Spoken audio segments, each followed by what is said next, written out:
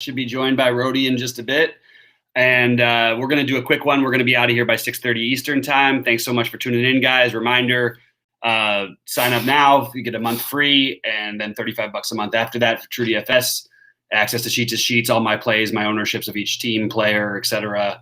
And we've been building some things up. We added DFS Chan for you LOLers out there, and potentially soccer in the future as well. So great to have him on board. And yeah, we're excited. So I'm waiting for Rody to get in the chat, get in here right now. Pop on in, say hello, say what you're doing, ask any questions. But remember, we're just going until 6:30 Eastern because I've still got to build my lineups out. But I'll talk about what I'm doing as soon as we get Rody on here. We're going to talk about what we're doing. And a little bit's changed since this morning for me. So I'm actually going to take a few different shots than what I was going to. So hopefully Rody gets on in here soon because it would be nice to give out the information. So anyway, guys, let's get to it. Looks like Rody's just popping on in. So I'm going to say what's up to him. What's up, man? I went live. I'm going to have to answer the door in a second because my food order took 2 hours to get here and I haven't eaten since like 7 a.m. So how you doing? Yeah, can you hear me? Yeah, I'm good. I can hear you. What's going on? Are you already live? I had to go live already, man. We're short on time. I got till 6:30. I've got to but I've got to build out my lineups. We still don't have lineups released yet for some of the teams that I like Kansas City. So that's where I am. JJJ already asked a question, which we'll get to our plays in a second, but we're just jamming in Scherzer, right? Like, it's not a great hitter zump. It's not a great whatever. If you have great pivots, go ahead and play them. I don't have great pivots that I feel comfortable with. And the other one, if we're going to use, the argument of, well, it's a bad hitter zump and all that. Nola on the other side of that game with a huge upside, obviously, is, no Mookie in the lineup, but same thing pitcher zump wise. So I've heard people talk about being concerned about that. Anyway. All right. So what are we doing at pitcher? What are you doing at pitcher today? I probably get locking in Scherzer. I don't know. He's pretty good. Logan Gilbert, probably he's projecting pretty good too. So we got to go there. I'll probably get to. I said earlier I like Orduzzi 7-7. Zach Gallen though for Arizona. I know we talked a little bit about him. I think earlier he's projected a little bit better. I think he's popped up a little bit more. Don't mind to go there at 7-1 if you guys want to get that a little different there. I still like Sean Manaea a little bit as well. So, well, you've taken the words basically out of my mouth. Those are basically what I'm doing. It's going to be a combination of Scherzer, Gilbert, Manaea. There's some argument for this Ashby kid. I don't know how long he's going to pitch at all. He's 4.4K. I don't know what to do with this one. I just don't. I don't know. I don't know if he's going to pitch one inning, so I think I'm just going to skip that. But Gallen, I do have some Alex Wood on FanDuel actually, just in the only lineups I tried to get different from Scherzer, Allen, and Gilbert and Wood. What I like better over there. I think is a good chance for a quality start and a very good chance for a win, which obviously factors in a little bit more over there than it does for me on DK. I'm with you. I don't love the Odorizzi thing, but I'm probably going to do some of it. I think that Tristan McKenzie still is in play, even though I understand liking the other side of that game. But Zach Gallen at pretty high ownership has got me a little bit worried. But it's not like a great matchup, but it is in San Francisco. So I don't feel great about any of my other non-Scherzer plays. I even like Gilbert a lot. I just think that the price is high. I like Manaea a lot. I think the price is high. But yeah, it's mostly going to be Gilbert, Gallen, Scherzer, Manaea for me on DraftKings. Mixing in a tiny bit of Colby Allard too. I should have mentioned him.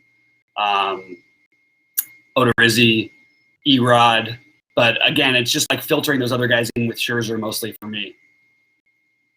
If you're playing 4 lineups tonight, would you have Scherzer probably in at least 3 of them, do you think? Yeah, probably. Yeah. Yeah, just wondering.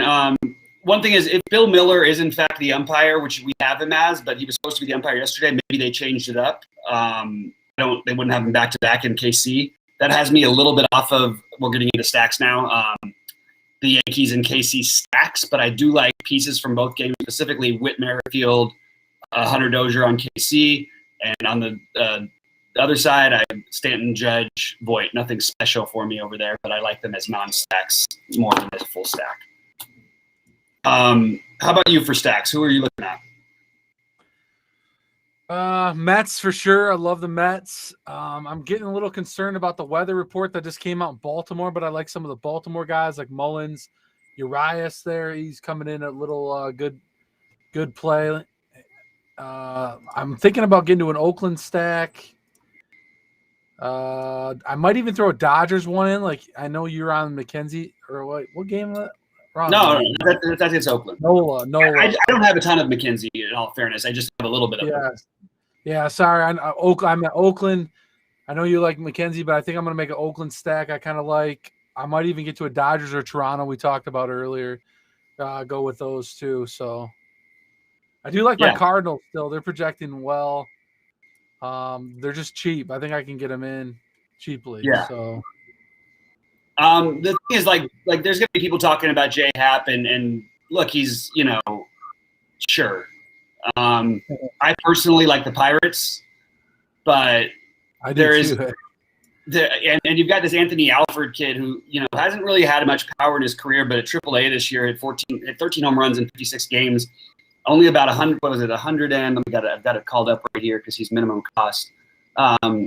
Let's see, that was 319 plate appearances. But he also stole. Is that the wrong year? That's the wrong year. Sorry. It's 226 plate appearances. He had 14 home runs, which is pretty solid. He also has a good stolen base upside, and he's 2K. Not the best matchup for stolen bases, but I would rather stack against Happ than play him. I understand that he can get there, and he's gonna point per dollar. That makes some sense. But I personally, I just feel like it feels like playing with fire, and it feels like where is the real ceiling against a team that doesn't really strike out all that much. And I don't know how, what are we hoping for? 15 points out of him? He can get to 15, I think. That's what he's projected for. Yeah. Yeah. I think that's kind of a silly projection in my opinion on him. What is he averaging this year? About 7 fantasy points a game. I think he's had 15 fantasy points 3 times in his last 16 starts or something like that. So this would be the matchup, though. So I guess you can say that. You know what I mean? As much as I like Pittsburgh, a lot of it's pricing and forced and stuff like that. Anyway, I personally think the team I'm going to try and get some of that I mentioned earlier is I do want some exposure to these Blue Jays. I don't think anyone is going to play them, and it is one of the most powerful offenses in baseball. A lot of good guys who are traditionally great against lefties, even though Vlad is better against righties, but again, he's still awesome against lefties. But guys like Springer and Bichette, it just seems like a really, really good spot for them, and no one is going to play them. So I'm definitely a little bit interested there. The Baltimore Detroit game is one I thought I was going to get to more, but I didn't really get to much of it. So I've got my main stacks as the Mets number 1, the White Sox, who are going to be really popular, especially on FanDuel. I still really like them, even though I don't think Jax is quite as bad as he's been. I like Toronto, and those are my full stacks. Mostly, other than that, and Oakland. Other than that, I'm mini stacking the Yankees and KC. I'm mini stacking Pittsburgh and St. Louis, and I'm mini stacking Detroit and Baltimore to go with my main 4 stacks. That's the way I'm going for it. Kevin Wise says, "Is he crazy for having a Seattle stack?" It's not crazy. It's just that I have them about 25th in terms of stacks, maybe a little bit worse actually. So I have them as one of the worst stacks on the board, but it is against, Gilbert has struggled at times. It's really hard. I would never, ever make a 5-man Seattle stack on this slate because I think that what is your upside with Seattle versus the entire rest of the league? That's just where it's tough for me. How about you? Any interest in anybody in Seattle? Oh, no. I don't have any interest in Seattle. Yeah. If I was playing 150 tonight, I still would have 0 Seattle stacks. What's up, WW Fresh, a.k.a. Brooklyn Juice? What's up, K9 Bronco? Good to have you guys here as always. And, yeah, we talked about some stacks. So where did you end up with the Mets? Because that's the team that I really wish Baez was in the lineup. It kind of took a little bit of a hit for me. But I have the Mets basically as my main stack and my only stack on FanDuel, which I know it's weird because they actually make more sense on DraftKings. But they fit in both. They fit on in both places. You got Conforto at 2,600. McNeil 29. Yeah, they've came up to number 2 in the stack projections on both FanDuel and DraftKings.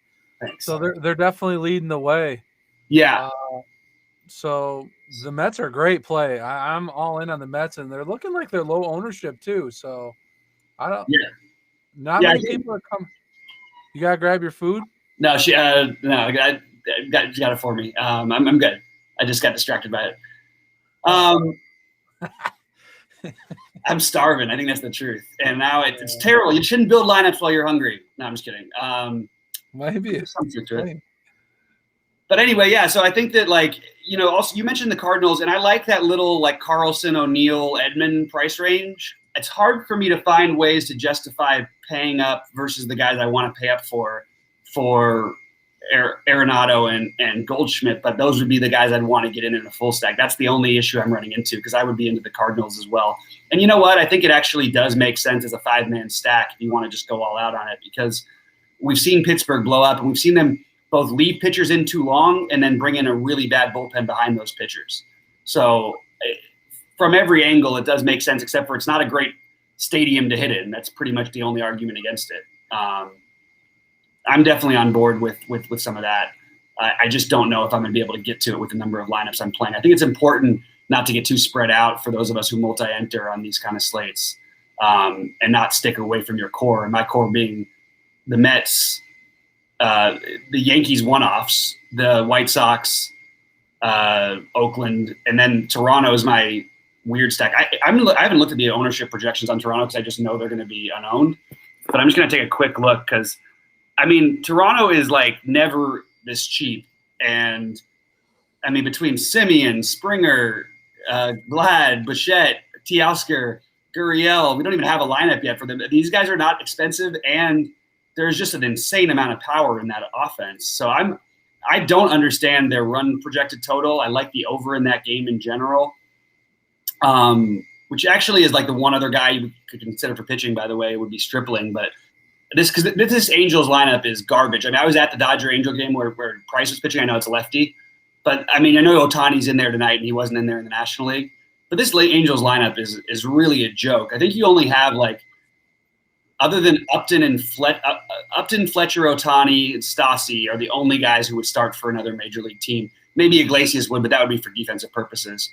So it's basically a minor league team for the most part after you get through the top four. And even the top four, the only ones that scare you are, well, Upton a little bit, but he strikes out a ton, and then Stassi and Ohtani. I'm sort of talking myself into Stripling a little bit because I don't think – I mean, at zero ownership, I don't see him as being that much worse than these other guys in such a good matchup. Doubleheader is why for what, WW Fresh? I was just curious what that was in response to. I wonder what that was about. I didn't know why. What he's referring to. Anyway, so you're talking about the stacks you liked. Are you going to combo stack the other stacks that you know what I mean? Like the Cardinals for you, would you consider them as a full stack, or are you doing that as a mini stack? How are you going about your build, sort of? I did like him more as a full stack, but I made a nice little 3-man stack with him. So I don't know. I could sprinkle them around. I could get to a 3-man and a 5-man stack. I didn't say White Sox, but like you said, White Sox. I do like the White Sox tonight. Wait, the Angels game? Is it? Hold on. Did I miss something? I totally missed something. Did I really goof out this much? And there was I totally missed out that it was a doubleheader. What is the matter with me? How did I miss that the Angels and Blue Jays? Guys, that's on me. That's idiotic. I don't know how that happened.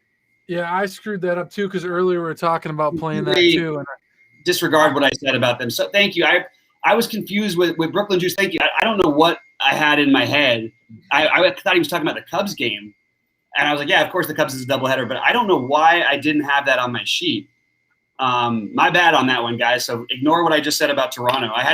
The good news is I have to build my lineups after the show, and I hadn't actually built anything yet with Toronto. But that is it's a pretty big goof on my part. Yeah, that was probably my fault too. I can't believe I didn't notice that. Like, I guess it's from an earlier season thing. I totally didn't. I was just not on that at all. Yeah, weird. All right. Sorry, let's get back to it, man. I didn't mean to cut everything off. That was kind of an important piece of information that I somehow eluded me. I don't think Stripling's pitching that game either, is he? Well, that's the thing. That's what I don't know for sure either. If it's a doubleheader, I got to double check the actual starting pitcher. I think Matt's is projected for the night game, but I thought he played the earlier. Okay, I thought he's pitching. We got that game all messed up. I had it messed up too. If Stripling, by the way, Stripling on if he's the one on the doubleheader slate, that actually makes me like him a lot more. 7 innings is all you need. He's not going to pitch more than that anyway, and then you get the complete game if he does go that long. So yeah, that's what all I would say about that. All right, so let's talk about. So, do you have any interest in Pittsburgh? Am I the only one here? Anybody else have interest in Pittsburgh out there? Because I definitely like Pittsburgh. I like Pittsburgh. I think they got some good pieces there. Yep. Yeah. All right. If you're not playing app, you're probably playing Pittsburgh. If everyone's playing app, play Pittsburgh. Yeah, you've got Alford at minimum cost. You've got Reynolds. You've got Stallings, and they're like Reynolds is awesome, legitimately, and he's 4K, which is what he always is. But you can throw Brian Hayes or Park at the top at 2.1. Also, is they're just really, really cheap, and I like them as a complementary stack. I just am betting on the Hap sucking thing. It is 82 degrees in Pittsburgh, 72% humidity. So it's a good hitting environment. Appreciate that again, Brooklyn Juice. That was pretty bad on my part to miss that. I don't know how I did do this for all day and did look through it all and not pick up on that piece of information. I just got so excited. Like I was blinded by the fact that there was a missed run total. I still would bet the over, by the way, but I don't think that it's the same bet that it was. Anyway. Also, you know what threw me off about it? There was a notification that's like the MLB game of the day for between Toronto and LA. Why would they make I know it's exciting. You got Vlad and Ohtani, but so game of the day I've never seen be a 7-inning game before. Like it's always a scheduled game. You know what I mean? It's on the slate. It's never been that for me. So that's my bad for goofing that one up. All right, so thank goodness I don't have Toronto. Late-breaking weather concerns for the Mets. Let's see. Let's take a quick look at the weather because it's probably it's becoming problematic. Mets game's a little yellow-orange. We got Detroit, Baltimore, yellow-orange. I'm very nervous because I'm going for that qualifier tonight. Worse than yellow-orange, actually. Which one is? Both the Mets and Baltimore, and the second game of Milwaukee and Chicago. I'm tracking New York. I think there's a decent shot of delay. I mean, that doesn't strike me as a postponement. That looks more like a delay because if it's going to be mid-inning, and then they're going to get it in probably. But that is definitely something worth considering. It seems and also like it looks like Baltimore and Detroit will probably be okay, but. We can check in with Roth afterwards. Like I know it's not exactly a competitor because I love Roth and he's the best in the business at the weather in my opinion. Even though he's gonna make mistakes as everybody will, but we'll get out of here in just in time to check that out. But yeah, that is something that worth being considered. And again, another thank you to Brooklyn Juice. All right, what else have we got for stacks? I feel like the White Sox are the only one that ownership should really scare you, right? Yeah, Jimenez is 20% on DK, but I mean, you can play him still. You don't have to get off him. You can do different elsewhere. Absolutely. I'm using them as fillers, just not as full. I like them as a full stack, but I think that it's going to be probably a little too owned and expensive on DK. But it's really going to be more owned on FanDuel, which is where I had more interest in. There's a good reason why they're cheap over there. Yeah. I got him paired with the Cardinals right now, but it's giving me bad pitching. Like I'm getting that mid-tier pitchers. I can't get up to Scherzer and one of the 7K guys. Play Happen Scherzer. Huh? Play Happen Scherzer. I could. I actually put half in to see what it gets me. Gets me 9.5 left. $100 short of Gilbert. I'm like glad that didn't say 9.6. Yeah, the problem is though, then once you're at 9.6, don't you just try to find the extra room to get up to Scherzer? I don't know. At least that's my thinking today was to do that. But it's possible that Scherzer could have a little struggle. I do like the Dodgers lefties still. Seager on FanDuel, especially at 3K, makes a lot of sense. I think the Dodgers lefties have some upside here in this matchup for sure. I do want to point out that Manaea and McKenzie, for that matter, both have an extreme hitters umpire, which is really it's really good for the Oakland lineup because McKenzie leads the league in walk rate, and that's what you want. You want guys who walk a lot of guys when you're stacking against them because it keeps the offense moving and keeps the lineup going. Guys hitting with runners on base all the time. So that's something that's really interesting. I think it's interesting that WWE Fresh, he's bringing up the Yankee, the Lynch thing. I think that is a really it's such a good large field play. No one is going to play Lynch. Bill Miller is the umpire. We've seen Lynch, he was awful at the very beginning, but since he's moved to the full-time starter, he's had to face the White Sox and Toronto in his last 2 games. He still went 5 and 6 innings in each of those games, put up 23 fantasy points his last time out, 27 against Detroit 3 games ago. He pitched 8 innings against them, 8 shutout innings. And that's pretty he's going to have a total of 4 runs in his last 16 innings. So I can completely get behind a long shot, weird Lynch play, even though at the same time I do like the Yankees side of that better. The better play in the game might be Nestor Cortez, although I just can't bring myself to do it. The Royals don't strike out enough. He's too expensive.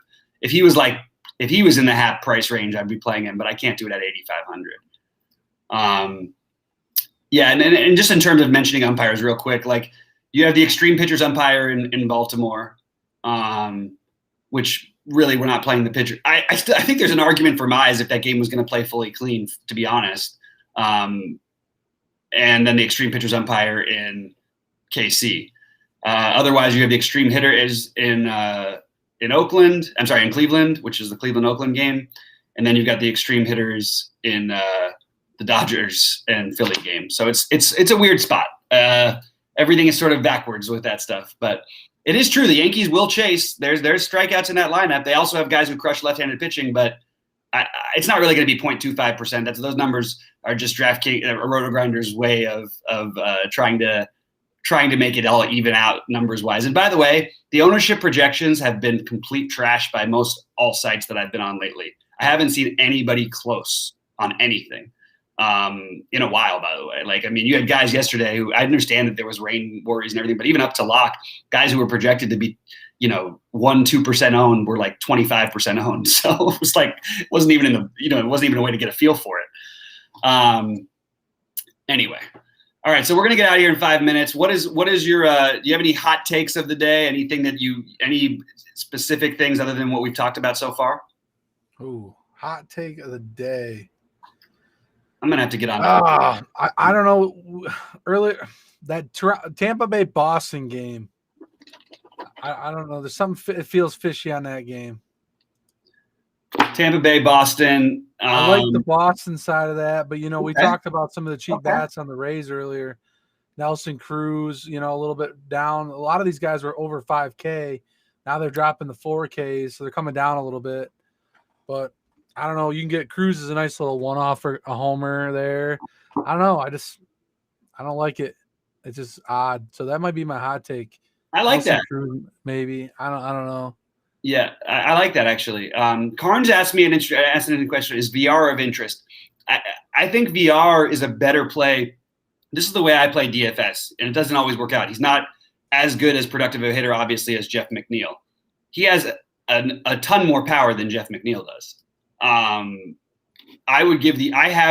specifically playing VR over a lot of these other Mets because he has more power. So that would be, I guess, the best way I can answer that question. Yes, I think VR is a very good tournament play. It's weird because I prefer VR and I'm looking at the Mets lineup here. Let me just pull it up real quick.